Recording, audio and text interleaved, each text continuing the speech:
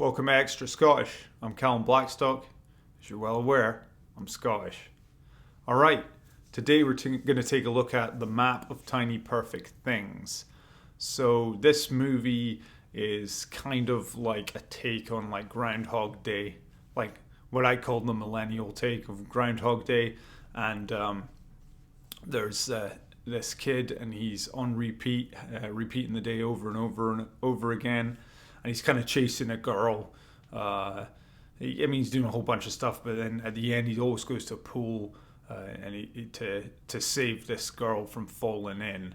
She's gonna get hit with like a beach ball, and he grabs it every single time. And then one day, on his repeated days, this other girl just walks in and grabs it in front of him. So he recognizes that someone else is also in this loop with him, and then it kind of transfers, and then it becomes her story. He's, he wants to hang out with her. She doesn't really want to do that. She's on her own agenda, which you'll discover more about.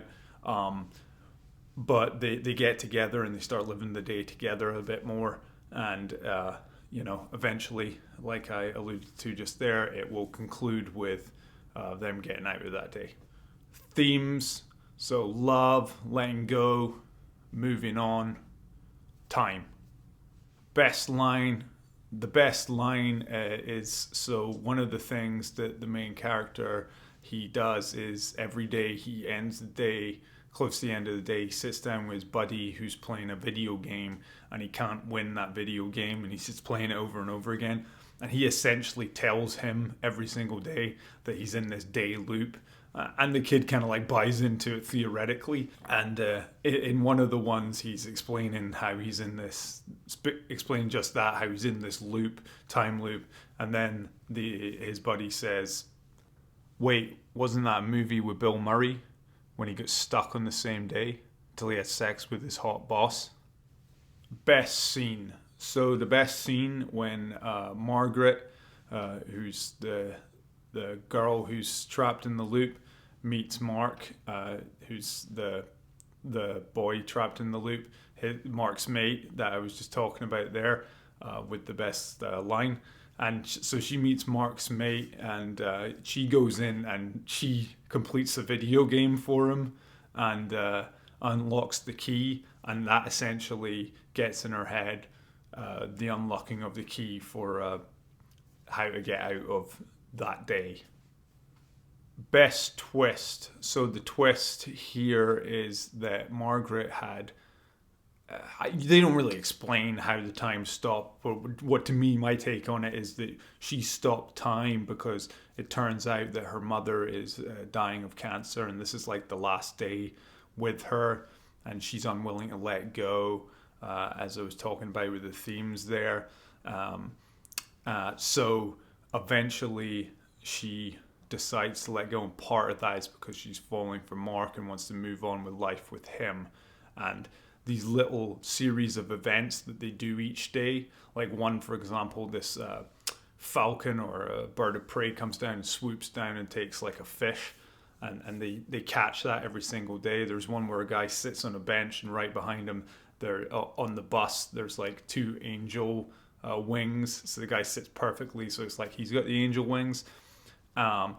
So how the last thing that she realizes that will unlock this loop of a day is that she goes to the pool at the end of the day where Mark is, and they kiss. So them getting together was the way for her to move on, all symbolically. Maybe's I, maybe's no. One thing that I wanted to get in there, I love the name of the dog. The whole time they're chasing this like dog, someone's lost a dog. And at the very end of the movie, they deliver that dog to that person, and the dog's called Chewbacca. So if I'm gonna have a dog, I'm gonna call him Chewbacca. I've got two guinea pigs, and it's chips and oats, chocolate chips and oatmeal, right? But I would have gone with, like, one for me was like Mando and Grogu would have been a real cool, but when we got them, that hadn't happened yet. Mando was there, we didn't know it was just the child. But anyway, I digress. Right, this movie, maybe Zion, maybe no. For me, no. Just because I just didn't think it was good enough. It was too similar enough, like Groundhog Day, classic. I'll mention a couple other movies that are great, that deal with time and stuff, but it just wasn't good enough for me. So I'm gonna give it a good old no. All right, other movies that you can check out, as I said, Groundhog Day. Um, Bill Murray, he's stuck in a day on repeat, and literally Groundhog Day. And eventually, as that best line said, he ends up with Andy McDowell, his boss, and gets out of it. And it's just Bill Murray. I make no secret of loving Bill Murray.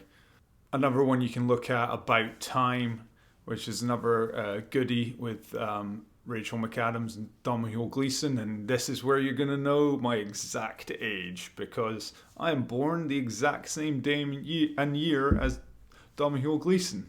Only I was born in Scotland and he was born in Ireland. But that's like my I guess birthday buddy.